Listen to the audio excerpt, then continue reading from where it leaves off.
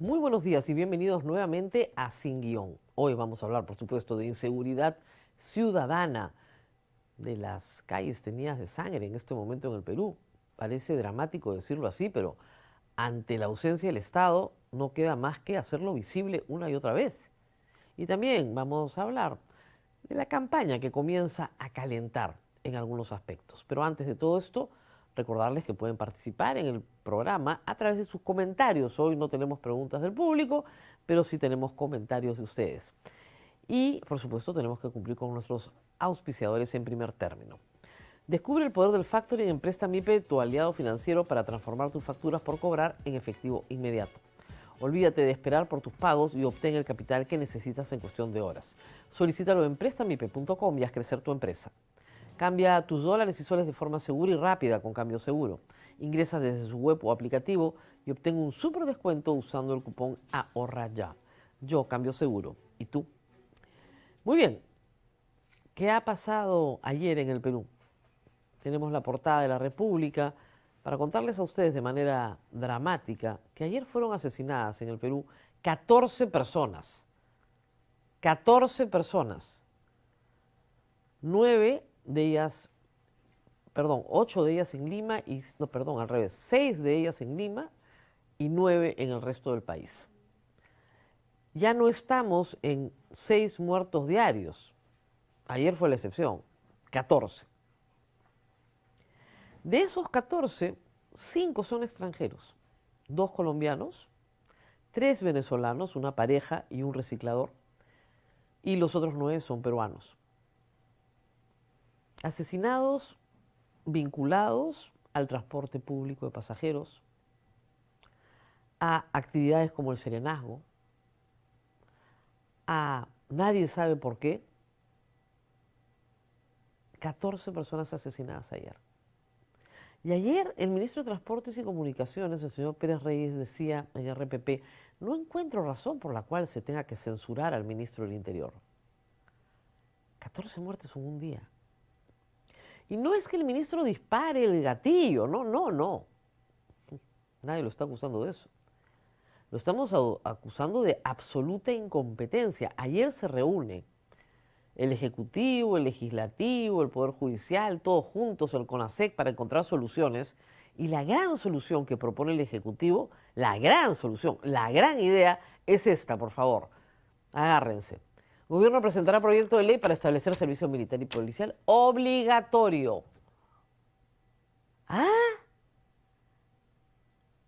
¿Esa es la medida? ¿En serio? Como la pena de muerte, como el retiro de la Corte Interamericana, como la gran reforma que vamos a hacer del Ministerio Público. ¿Es de la medida servicio militar obligatorio? Empecemos. Las Fuerzas Armadas no son reformatorios. Lo han dicho en todos los tonos. La Marina, la Fuerza Aérea y el Ejército no son reformatorios. Entrenan a soldados para la guerra y necesitan a los mejores, no a chicos que están un poco confundidos, ¿no? Ni a delincuentes juveniles para que los enderecen.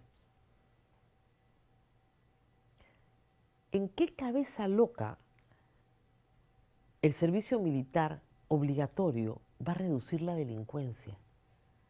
Salvo que tú digas, no, es que vamos a reclutar delincuentes que los vamos a encaminar.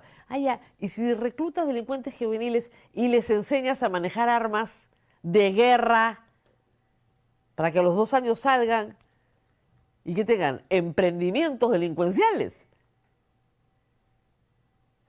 Hoy día, el Ejército, la Fuerza y la Marina, con el servicio militar voluntario, tienen sus necesidades de reclutamiento satisfechas. Y con jóvenes deseosos de servir, deseosos de tener una carrera técnica de 2 años que les permite luego reengancharse en otros rubros. Esa es la gran idea. Hablaron de inversión en inteligencia, hablaron de inversión en laboratorios, de interconectar a la policía, de sacar adelante la mitad de la flota que está tirada en almacenes de la Policía Nacional? No. Obviamente el Poder Judicial insistió en lo que viene insistiendo, que saquen adelante las unidades de flagrancia, que esperemos que el proyecto se apruebe de una buena vez esta semana y que se fondee, es decir, que tenga fondos. Porque si no tienes fiscales suficientes, ¿de qué te sirve tener no 26 unidades de flagrancia, sino 52? Necesitas fiscales a tiempo completo. Descarga completamente el sistema penal. Y obviamente, si vas a tener más presos, necesitas más cárceles. ¿Cuántas cárceles ha construido este gobierno? 0. En condiciones ya de hacinamiento. Ay, servicio militar. Bueno, ayer Fuerza Popular presentó su moción de censura, la cuarta, ¿no es cierto? En este año, 2025, tenemos 459 muertos, ahí dice 469. ¿Ustedes saben cuántos tuvimos en el mismo periodo, del 1 de enero al 15 de marzo el año pasado? 400, nada más, 400. Hay 59 muertos más. Pero lo que es notable, es que en el periodo anterior, es decir, en el año 2023, ¿cuántos muertos registraron del 1 de enero al 15 de marzo? 282. A 469. O sea, el gobierno está haciendo las cosas mal, muy mal. Y vamos a seguir teniendo esta cantidad de muertos y va a ir creciendo. América Latina no es extraña a este tipo de conductas. Miren a Colombia, a Ecuador, cerca a nosotros, o a México. Y cuando no se enfrenta el problema en el inicio, el problema solo crece. El Perú tenía un índice de criminalidad alto, pero en cuanto a asesinato, muy bajo, de los más bajos de América. Era en el pasado. ¿Fuerza Popular realmente quiere votar por la salida de Santibáñez? Lo vamos a ver el viernes. ¿Por qué? Porque como han presentado su moción recién ayer, cuando perfectamente lo pudieron haber hecho el domingo o el lunes, perfectamente, la han demorado, ya no va a entrar. Entonces, ¿se va a discutir la próxima semana? No. La próxima semana es semana de representación. Un asunto mucho más importante, claro, la semana de representación. Y se votará después de la semana de representación. ¿Ah? Entonces los fujimoristas no van a votar por las mociones de los otros. No, porque no son las suyas. No hay los votos, ¿ah? Si el fujimorismo no vota a favor, no hay los votos, porque Perú Libre y APP están, y parte de Podemos están sosteniendo a Santibáñez. Ayer les dije claramente, hay 56 votos en las 3 mociones que se presentaron. 56 votos. Considerando que los que han firmado van a, ¿no? Lizarzaburo retiró su firma de Diego Bazán. Pero digamos, hay 55 personas que han firmado. Necesita 66 votos. Si el fujimorismo, que son 21, no vota por alguna de las 3 con todos los demás, simplemente no hay censura. Y además la sanción va a ser semipresencial. O sea, no hay conexión, ¿eh? No se escucha, así vamos. Muy bien, mientras tanto, Santibáñez no las tiene todo consigo, puso este rarísimo mensaje en su celular. Lo peor de una traición es que nunca viene de un enemigo. ¿Ah? Ese mensaje lo mandó a través de WhatsApp. Claro, no tiene mucha importancia, pero según la República, el ministro de Justicia, Eduardo Arana, visitó la noche del lunes 17, visitó por largo rato a Dina Boluarte. Y el digitador en la puerta de Palacio se equivocó. Y en el registro de visitas, en vez de poner ministro de Justicia, puso ministro del Interior. Una premonición, tal vez. El asunto es que esto parece haber molestado bastante al señor Santibáñez. Muy bien, ¿qué pide Santibáñez? Presentarse. presentarse al Congreso para exponer sus planes. Sus planes, ¿se pueden imaginar? No es el procedimiento regular. Normalmente se vota la censura, no hay ninguna exposición, no hay una interpelación al ministro. Pero el ministro quiere ir y quiere ir con todo el gabinete, porque todo el gabinete lo respalda por orden de Dina Boluarte. Esto depende de la mesa directiva. Lo más probable es que le digan que sí, que vaya, que exponga, que la pase bien.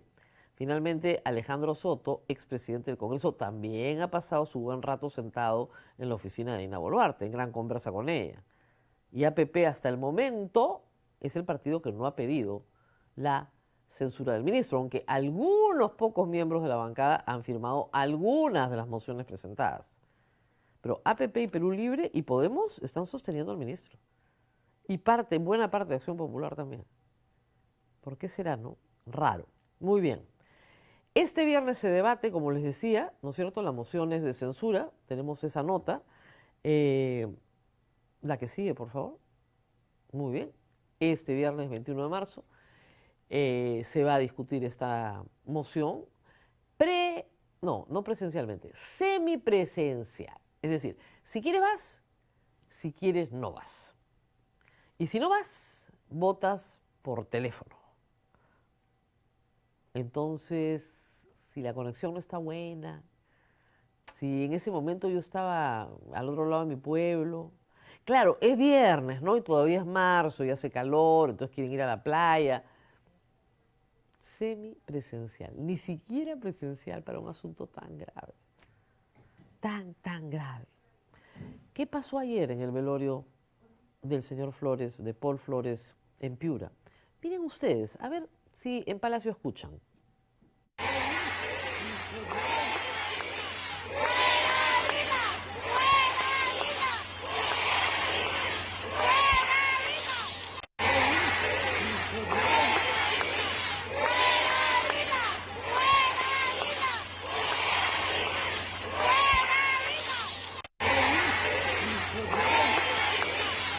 Eso no es un mitin político, es un velorio. Eso es un velorio en el Perú. Se escucha hasta Lima fuerte y claro. Este viernes se ha convocado a una marcha por la seguridad ciudadana en la Plaza San Martín contra los delincuentes en el poder y contra los delincuentes en las calles. Así de claro. Todas las orquestas de cumbia se están uniendo de una forma muy activa para protestar y denunciar lo que les está pasando. Y denuncian extorsiones, cobros, amenazas. Ayer, el titular de la orquesta, que es una decisión de armonía, salió a decir que él había recibido amenazas de El Monstruo o de alguien que se autotitulaba El Monstruo, un conocido delincuente, y que ya habían tenido balacera, actos de extorsión. Es posible que los de la motocicleta que persiguieron al grupo en su bus que iba hacia Santa Clara hayan pensado que era la otra orquesta. Total, son delincuentes, ¿no? No son académicos. O sea, le disparan a matar a quien le pongan por delante. Esa es la verdad. No puede ser que personas que salen a trabajar honradamente, ayer lo decían en el velorio, sean atacadas y su dinero succionado por estas organizaciones criminales. ¿Por qué se van sobre bodegueros, sobre construcción civil antiguamente, sobre orquestas de cumbia? Porque circula mucho efectivo. Y como circula mucho efectivo, los consideran blancos fáciles. Y porque contratar a un sicario no vale nada. Entonces, tenemos 14 muertos el día de ayer. Un reciclador, 3 personas vinculadas al transporte público, una ama de casa que trabajaba en serenazgo. Ese es el perfil de los muertos. No van sobre la gran empresa, no van sobre los grandes bancos, no van a una fábrica establecida, no se meten con negocios formales. Atacan pequeño, atacan efectivo. Eso es lo que están atacando hoy día en el Perú. ¿Se puede vencer? Por supuesto que se puede vencer, pero con autoridades que proponen el servicio militar obligatorio. ¿A dónde vamos a llegar? A México, si es que no hacemos algo. Pausa y regresamos. Tenemos más que contarles sobre la campaña que comienza a calentar.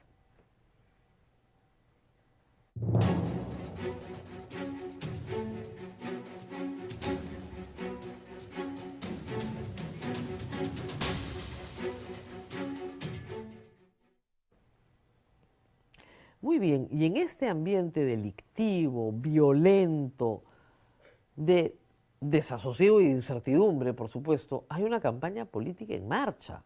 No hay que olvidar ese detalle, es importante, porque la reacción del gobierno y de los partidos en el Parlamento tiene relación directa con cómo quieren estar colocados frente a esa campaña. Campaña que se va a empezar a desarrollar en unos días porque en abril la presidenta de la República tiene que convocar elecciones, muy a su pesar. Y eso implica el principio de su fin. Ella espera que hasta el 28 de julio de 2026, puede ser antes si le da la gana al Congreso, si es que el pacto se ha quebrado de verdad, como algunos dicen. Pero igual, se necesitan 87 votos para vacarla y en este momento no existen. En este momento no existen. Pero ¿qué está pasando con las elecciones? Primero, el partido político de Antauro Humala, el partido Alianza de Trabajadores Agricultores Universitarios Reservistas y Obreros Antauro, ya no existe. Finalmente, el Jurado Nacional de Elecciones canceló su inscripción. ¿Por qué? Porque se siguió un proceso judicial. Este no ha sido un acto arbitrario de la administración, ni del jurado ni del Congreso, gracias a Dios. Acá se ha seguido un proceso judicial en varias instancias que ha, digamos, determinado que este partido político no cumple con las condiciones democráticas que tiene que cumplir un partido político. Y si ese es el estándar, ese estándar se tiene que aplicar para todos. Para todos. Partido político que quiere imponer una dictadura, partido político que quiera fusilar, pena de muerte, ¿ok? Partido político que tiene que salir de la escena, ¿o no? Y hay varios que proponen la pena de muerte. Básicamente, Antauro Humala ha tenido que perder su partido, aunque el partido lo trataba de negar al final, porque al final del día, una de las cuestiones centrales era fusilar gente. Claro, él no hablaba de un debido proceso, ni hablaba de la Corte Interamericana, ni de salirnos de la Constitución. Él proponía fusilemos gente. Ya, fusilemos expresidentes, incluido mi hermano. Entonces, claro, si no respeta la vida, mal podría llamarse un candidato democrático. Pero ojo a los demás partidos, ¿eh? Ayer, entonces, ya no tenemos 42 partidos inscritos, tenemos 41 partidos inscritos y ha desaparecido del registro de organizaciones políticas como organización política en actividad. Ya ha pasado a registro cancelado. Para tranquilidad de algunos que creían ingenuamente que Antauro iba a estar en la segunda vuelta. Eso no iba a pasar. Pero en fin, por lo menos ya recuperaron su tranquilidad y sus fantasmitas ya están descansando. Siguiente nota, esta es una alianza grande, ¿ok? Esta es una conformación de izquierda. El partido de izquierda Nuevo Perú por el Buen Vivir es el partido de Verónica Mendoza.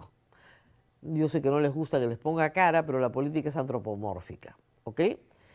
Ella tiene conversaciones con Ahora Nación, que es de Alfonso López Chau, y con Primero la Gente, que es el partido, iremos un estado ahí, de Marco Ceballos, y con José Boza, Partido de los Trabajadores y Emprendedores, y con Hernando Ceballos, que fue ministro de Salud, el Movimiento por la Unidad de los Pueblos. ¿Ok?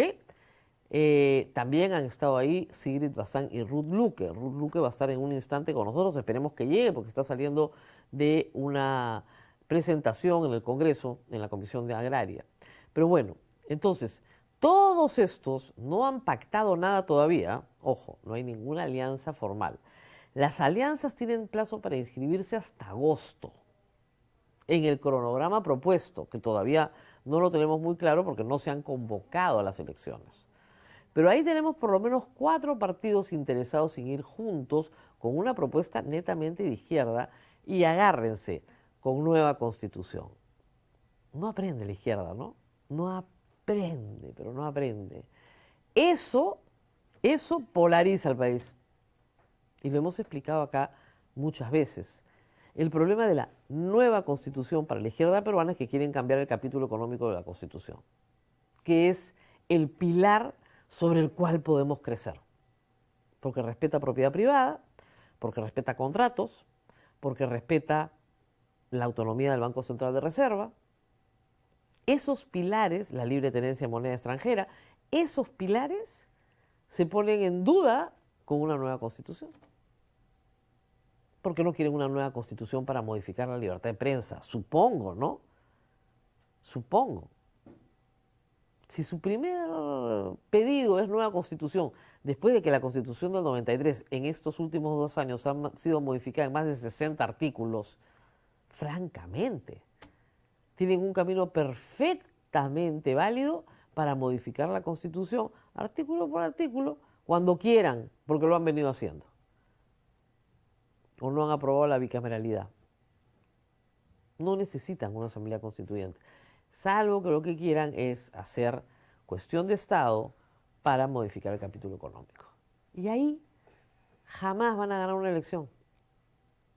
Ustedes dirán, no, pero Pedro Castillo le ganó a Keiko Fujimori. Bueno, pues ¿quién tenía al frente? ¿Quién tenía al frente? Solo por esa razón. Pero meterse de nuevo en el tema de la Constitución es de nuevo el fin y ahí están. Y me llama más la atención que esté Verónica Mendoza negociando con Miguel del Castillo. El hijo de Jorge del Castillo, que es uno de los fundadores de Primero la Gente, tenía un problema laboral bien serio con periodistas, ha arreglado con algunos, pero no ha arreglado con todos. Tú no puedes tener un partido que se llama Primero la Gente y no le pagas a la gente. ¿No? ¿No son promotores de la formalidad laboral en la izquierda peruana? ¿No son defensores de los derechos de los trabajadores? ¿Qué tal la alianza? En fin. Y lo tercero, Keiko Fujimori probablemente no tenga que ir al caso Cócteles, sino hasta después de las elecciones.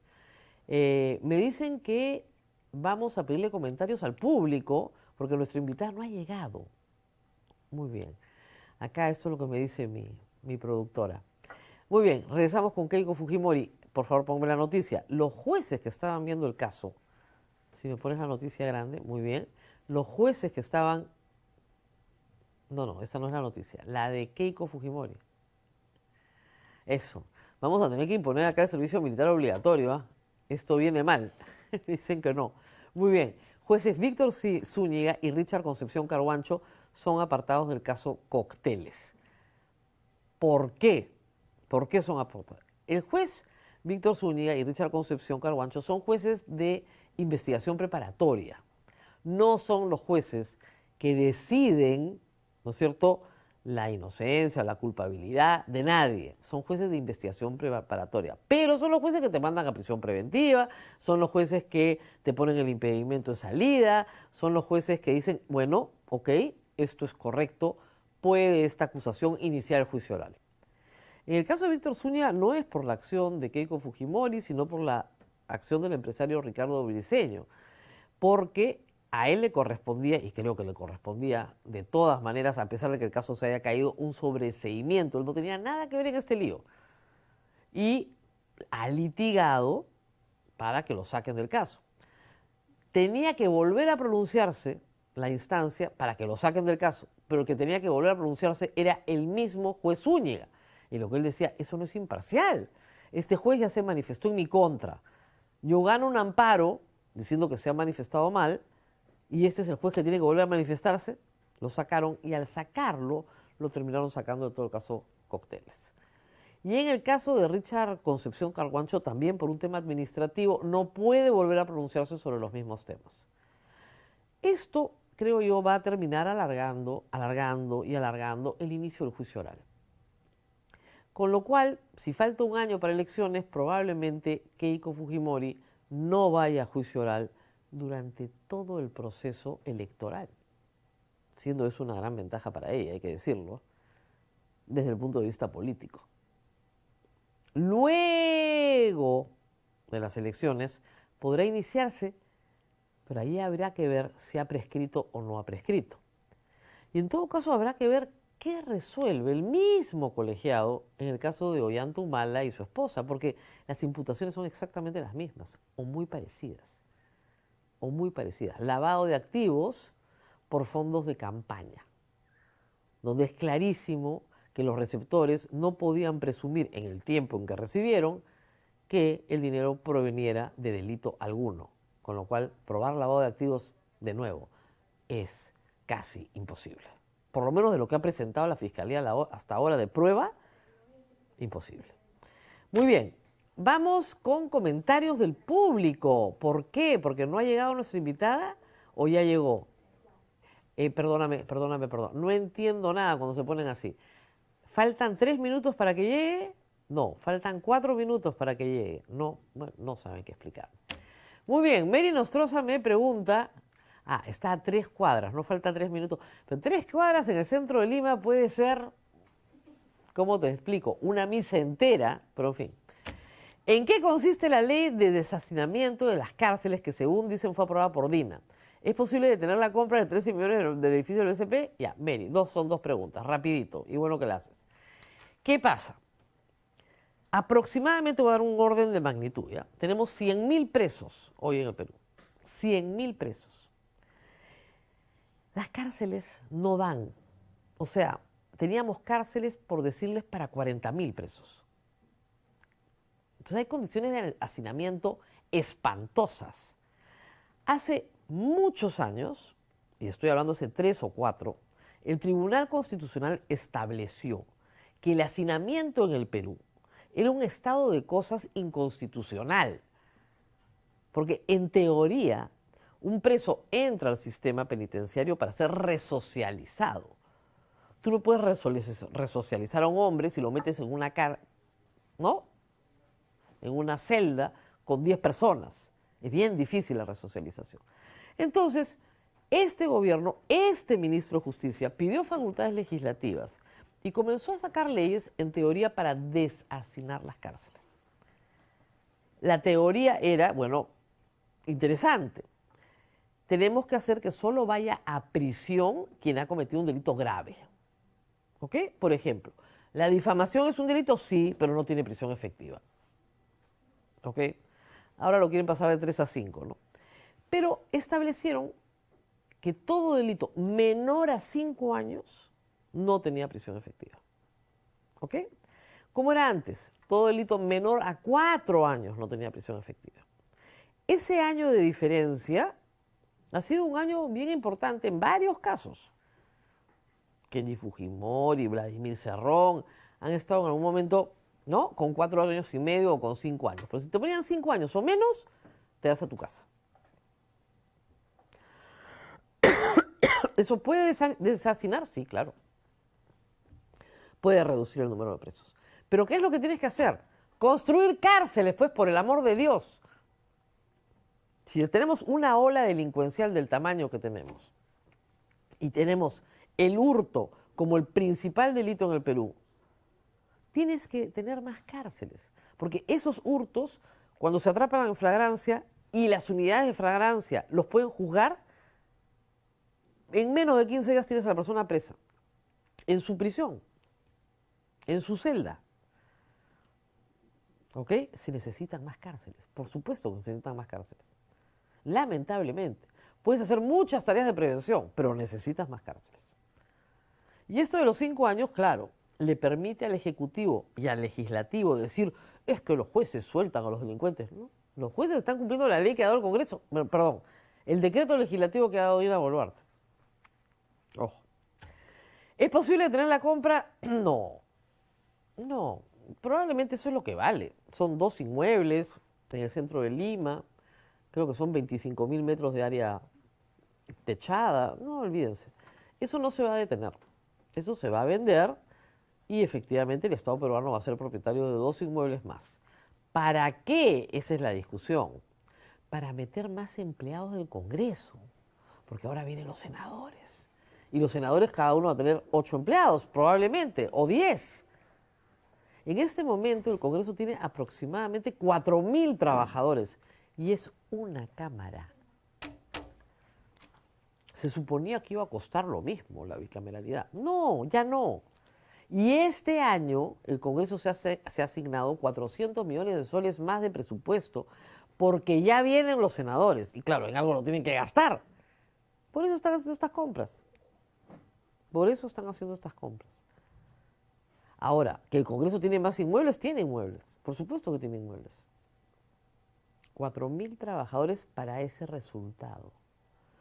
Ojo, el Congreso le cuesta al Perú más que un ministerio, ¿eh? O sea, más que varios ministerios.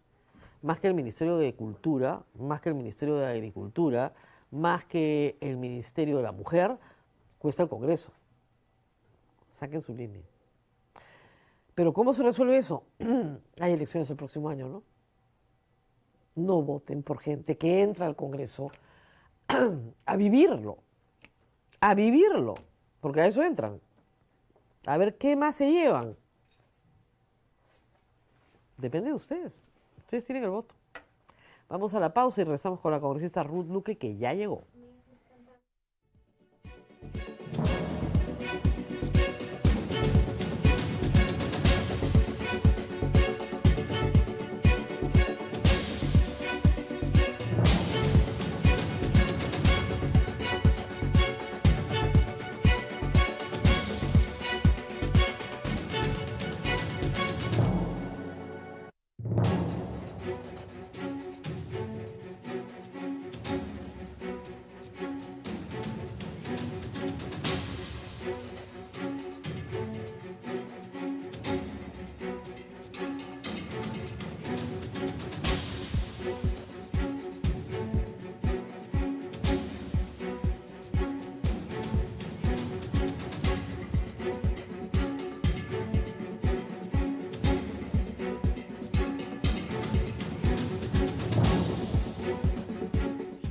Muy bien, ya estamos con la congresista Ruth Luque.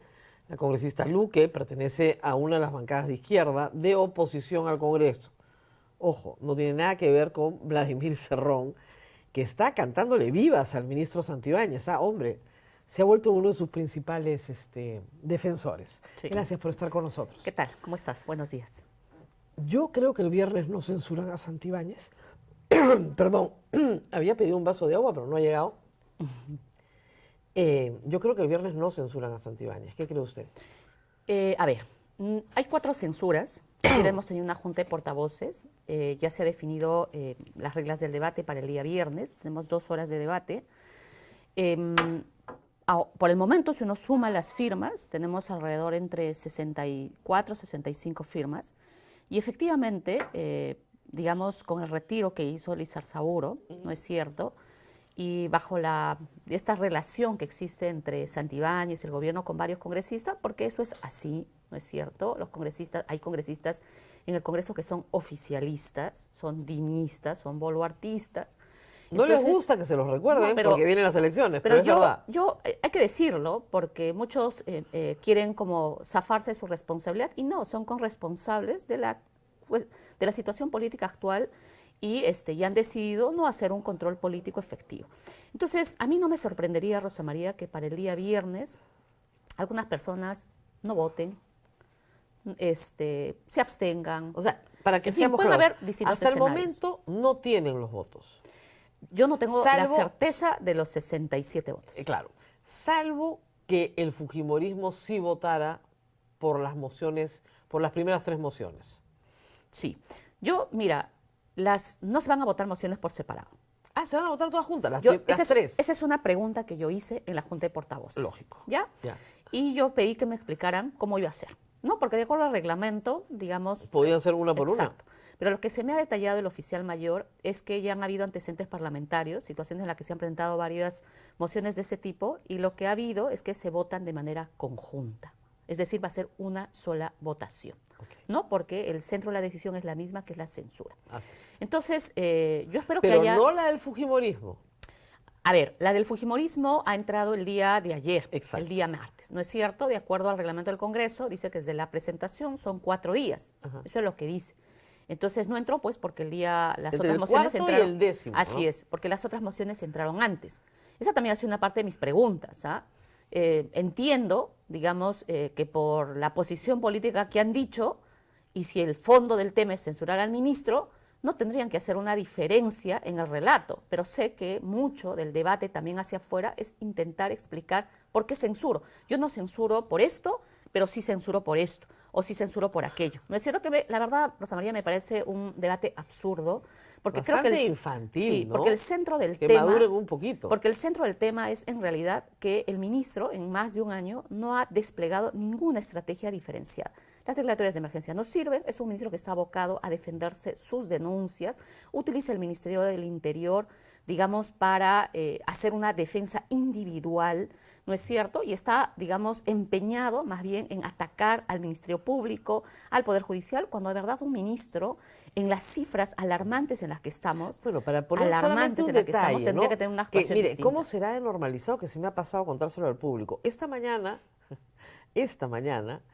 la casa del ministro está siendo allanada Sí. de nuevo. De nuevo. Sí, sí. O sea, el señor está involucrado en crímenes que se están investigando en contra de él. ¿Ok? O sea, por si acaso, ¿no? Si en el Congreso no se han enterado.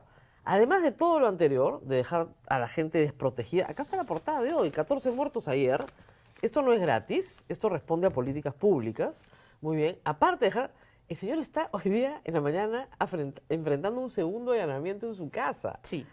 Eso, O sea, Rosa María... la pregunta es entonces, ¿por qué lo defienden sus colegas? Ya, a ver, dos cosas. Mira, un allanamiento en un contexto político normal de contrapesos significaría un rechazo automático, ¿no? Y uno diría, oye, esta persona no es idónea y que defienda sus casos y concentrémonos en la vida de la gente, en las políticas de seguridad de manera concreta.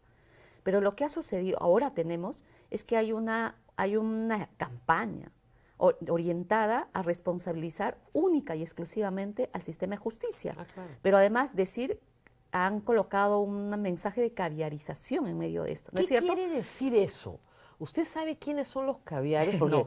yo presumo que usted es caviar, Ah, ya. ¿ya? Pero usted es de izquierda. Y, por ejemplo, yo soy muy de derecha y yo también soy caviar. Entonces, no estoy muy segura de quiénes son los caviares mágicos, Sí. Pero son los culpables de todas las cosas. Sí, bueno, tendrá que haber una tesis sobre ellos, ¿no es cierto?, para diferenciar qué cosa es caviar. Pero mientras en tanto le realidad, echan la culpa. a estas alturas, para mí el caviar es el que está en contra de la corrupción. Claro. Para mí el caviar es el que está en contra de que se baje en el delito de organización criminal. El caviar es una cosa de una persona casi a estas alturas, digamos que... Honorable. Honorable, ¿no es cierto? No importa qué línea política tenga. Sí, o sea, a estas alturas, de verdad, creo que esta lógica de caviarización pretende más bien trasladarle a otros y eludir sus propias responsabilidades. O sea, suena como lo que era en su momento el terruqueo. Claro. O sea, ¿no es cierto? Cuando hubo el terruqueo, todo el mundo terruqueaba. Terrorista, terrorista, todo el mundo terrorista. Ahora resulta que todo el mundo es caviar, digamos, por empezar a exigir razonabilidad. Tiene razón. Porque ya hay un tema también aquí, o sea, cuáles son los mínimos que en el marco en el contexto actual coincidimos. Eso a mí, Rosa María, me parece una cosa impresionante. Mira, para mí el tema de la restitución de la detención preliminar es el ejemplo más concreto, digamos, de cómo puedes llegar a un nivel de desgaste político innecesario, irracional y absolutamente ¿Pero por qué? para La pregunta usar. es, ¿por qué? O sea, digamos, volarte la detención preliminar, que se la volaron, y yo lo dije acá al público, se han volado la detención, pero ustedes no saben lo grave que es esto, hasta que se dieron cuenta en el mismo Congreso. La restituyen, Dina Boluarte se las para, y nos pasamos casi 4 meses sin detención preliminar en flagrancia, en medio de esta hora delincuencial. La pregunta es, yo quiero entender por qué, porque yo no puedo creer que sean tan irracionales. Yo lo que creo es que están concentrados en salvarse de sus casos. Nada O más. sea, sí, para mí es eso. O sea, tú tienes en este momento mucha clase política investigada con denuncias constitucionales que ha presentado la propia Fiscalía. tienes el entorno de Dina Boluarte y Dina Boluarte también en muchos casos. Entonces, el afán, creo yo, de varios de ellos es generar no una impunidad ahorita, no solo es ahorita, es una impunidad para siempre. ¿Y cómo te aseguras de una impunidad para siempre? Modificando, cambiando, evitando. Bueno, en esa lógica sí se entiende que prohíban la defensa Entonces tú has jurídica. modificado la organización criminal. Claro. ¿A quién le beneficia? Claro. A todos los que están investigados en este momento, incluyendo los que tienen acusación. Claro, pero también porque a se todos los adecúa. delincuentes que están en la calle. Correcto, pero en su razonamiento Claro. político es me salvo yo. Por ejemplo, hoy día la Comisión de Justicia tiene en lista el predictamen para modificar el delito de lavado de activos. Y le quieren poner un estándar. Yo lo he publicado hace poco. No sé, yo no soy, este periodo no he sido titular de la Comisión de Justicia, pero quieren modificar el delito de lavado de activos. ¿Para hacer qué? Quieren generar en el delito de lavado de activos, Ajá. Rosa María, quieren colocar de manera concreta que para que se cometa el delito de lavado de activos, el agente debe conocer plenamente el origen ilícito. Claro. Es decir, que tú conozcas el... Entonces, ¿eso a quién le va a beneficiar? No, que lo voy a explicar, doctora, ¿No? qué le están haciendo, para que entienda el público. La norma actual lo que establece es que la gente tiene que conocer o poder presumir. Así es. Ese es el estándar. No la fiscalía no me puede probar que yo pueda presumir. Perfecto. Ahora quieren elevar el estándar para la fiscalía y tienes que probar que tú conoces plenamente. Así es. O sea, esto favorece el lavado de activos. ¿A quién favorece? A todos los investigados del delito de lavado de activos. Porque la norma además se aplica retroactivamente, Así chicos. es. Porque tiene retroactividad benigna. Entonces, ese es un predictamen. Entonces, por eso es que te digo Claro, pues. que creo lo que está orientando en todo esto es, me salvo, quiero salvarme. Entonces, Bueno, no es una impunidad transitoria, sino es una impunidad definitiva. Claro, pero todos tienen pues la conciencia sucia, o la mayoría. Entonces, creo que ese es el tema central. Por eso es que Dina Boluarte no observa. Ella... Este ministro del Interior, yo presenté una denuncia constitucional por el tema de la no restitución, porque claramente ha habido una intención política para aprovechar esa derogatoria y no respondan. No los altos funcionarios, porque claramente los altos funcionarios van a pasar por el proceso, sino los que no tienen el manto de protección. Entonces, creo que eso es lo que está orientando tanto paquetazo en materia penal y procesal penal. Porque todo esto, digamos, ya no estamos... Son leyes pro crimen. Claro, pro delincuencia, yo lo he dicho, son leyes pro delincuencia, porque te beneficiará beneficiará tu caso, pero efectivamente tiene un impacto sobre todo el efecto de otros casos, digamos, que la ley se puede beneficiar. Y creo que la población tiene que saber que así se modifique por 3 meses, 4 meses, ese lapso de tiempo genera un beneficio, ¿no es cierto? Porque en materia penal aplicas la ley más favorable. O sea, tú el daño ya lo has generado, ya has destruido la pobre o precaria persecución penal que tengamos. Entonces, todo eso, digamos, ¿dónde afecta? La justicia en sí misma. Entonces, esto que estamos mencionando, muchas veces para la población termina siendo complejo, porque claro, la población simplemente quiere sentirse seguro o quiere sentir que la justicia sea una justicia auténtica, real y llegue de manera oportuna. Para la población, pero todas estas modificaciones tienen contraste sobre la vida de la gente. Claro, pero la población además lo que percibe es que tal vez lo que se necesita es mano dura, orden. Y ustedes desde la izquierda solamente defienden los derechos humanos de los delincuentes. Y se lo han dicho toda la vida, y por eso se lo vuelvo a traer a la mesa. Ustedes están a favor de los delincuentes, antes de los terroristas, ahora los delincuentes. Están soltando muchísima de esa narrativa en redes sociales en este momento. Ustedes han permitido que vengan los venezolanos, entonces son los culpables. Esa narrativa es muy fuerte, engaña mucho, porque le hace creer que la pena de muerte, el servicio militar obligatorio, ¿no?, y la salida de la Corte Interamericana de Derechos Humanos va a reducir estos 14 muertos. No. Y se lo dicen a la gente con toda seguridad. Y es mentira. Sí, no, esa es una falsedad. Es que creo que también está en disputa eso, la narración, ¿no es cierto? Porque hay una orientación de trasladar la responsabilidad hacia otros, pero además reescribir la memoria. La restitución de Alberto Fujimori es una disputa de memoria, es para lavar la cara. ¿No es cierto? A la nueva generación decirle, Fujimori no fue un dictador, no fue un violador de derechos humanos, no fue el que destruyó las Solo instituciones. falta que no estuvo ¿No es preso. cierto? Entonces, no. Entonces, de pronto el dictador se restituyó su firma. Entonces, no es solamente una imposición de votos, es también una Es simbólico. Exacto, ¿no? Pero en el fondo es una disputa de la narrativa, de lo que ha sucedido en el país. Entonces, yo creo que el tema de la pena de muerte es una clara instrumentalización, ¿no es cierto?, de lo que en este momento está. El tema del volver al servicio militar obligatorio es parte de ese tema. Ese tema, además, en el país ya lo hemos vivido. Ya lo hemos debatido. Y es la gente más pobre, ojo, eso evidencia, o sea, eso nunca ha resuelto el problema. Entonces, en realidad el gobierno y un sector del Congreso está apelando, digamos, a recetas autoritarias, ¿no? Y creo que la población tiene que saber que en realidad necesitamos velar, yo me ratifico en eso, en el tema de los derechos fundamentales, porque no podemos, al margen, digamos, de que exijamos que haya una actuación eficiente del Ministerio Público, del Poder Judicial, y que el Congreso no esté haciendo leyes pro delito, pro crimen. Entonces, de la misma manera, necesitamos que los estándares de debido proceso se apliquen absolutamente a todos, sin discriminación, sin ninguna orientación política de ninguna naturaleza. Porque si no, ¿qué tipo de estándar tendríamos en el país? Han prohibido a las ONGs de derechos humanos defender derechos humanos en tribunales nacionales y extranjeros.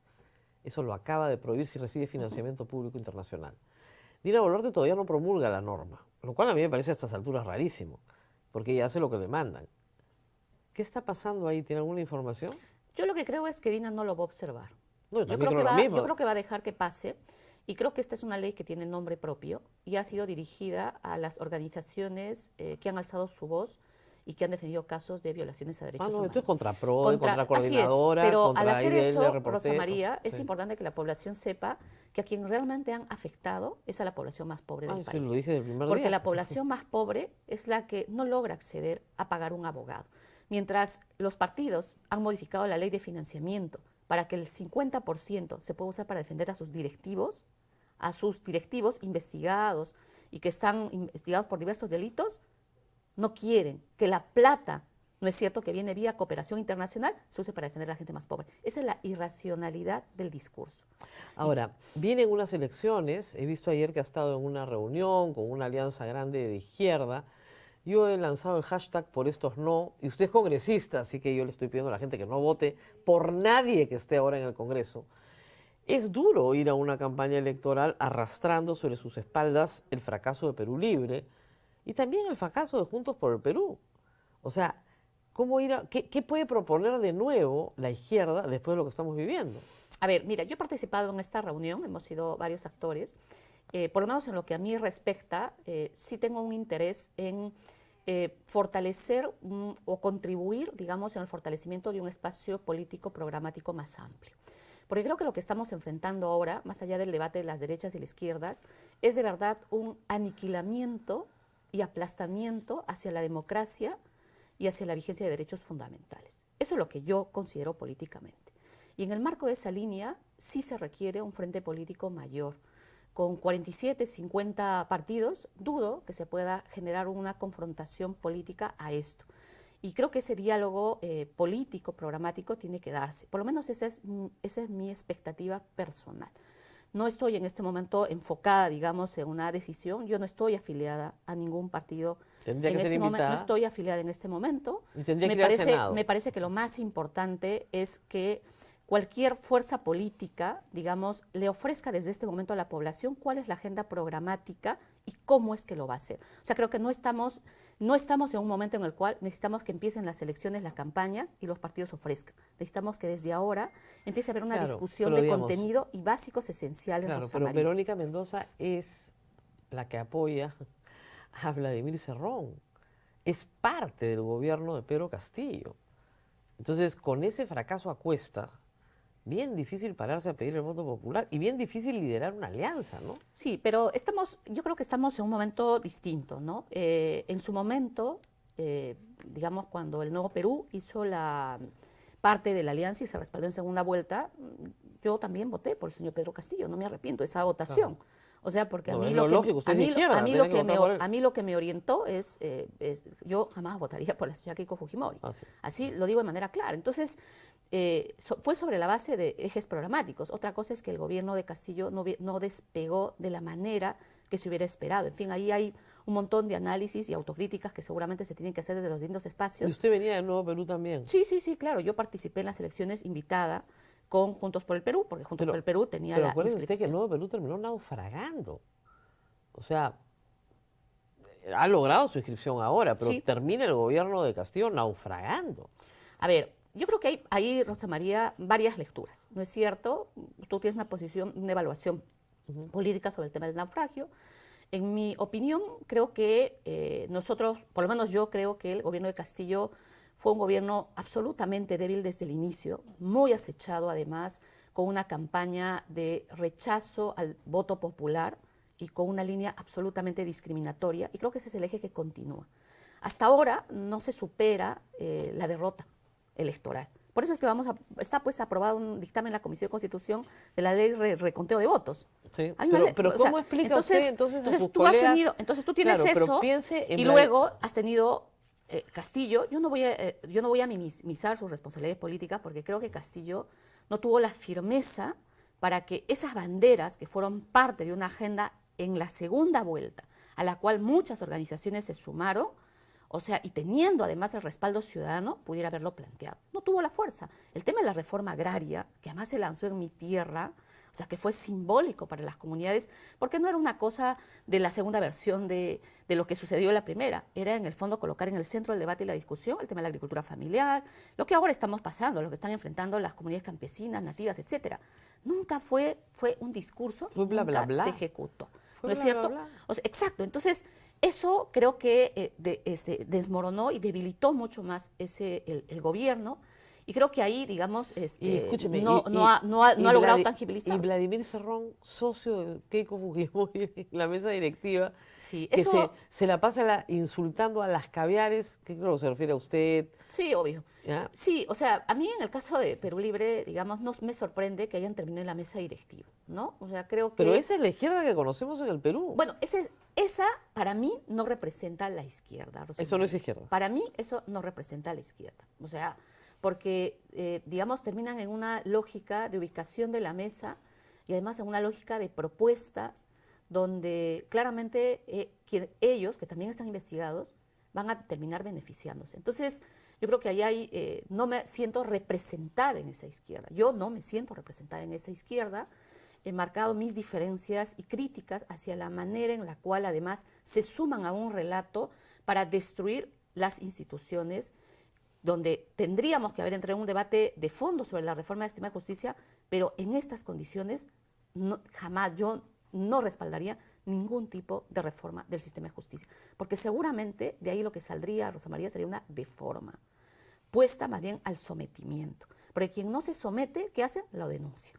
¿No es cierto? Lo denuncia constitucionalmente, por eso ya la han denunciado a la fiscal de la Nación, y seguramente si pudieran, la sacarían con un proceso express como en su momento hicieron con la Junta Nacional de Justicia. Entonces, hemos ingresado a un tema de anulamiento, de aniquilamiento político y de verdad con pocos niveles de diálogo democrático. No existe contrapesos. Y creo que eso es lo más grave en el contexto que estamos. Por eso que la gente dice, no existe democracia. Porque claro, termina siendo una caricatura en medio del contexto en el que estamos.